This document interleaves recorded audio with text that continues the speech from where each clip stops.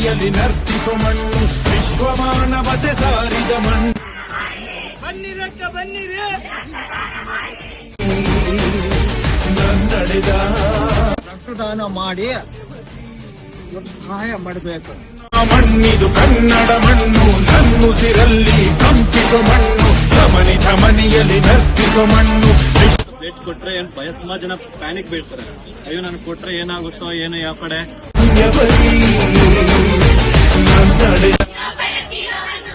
ನಿಮ್ಮ ರಕ್ತವನ್ನು ನೀಡಿ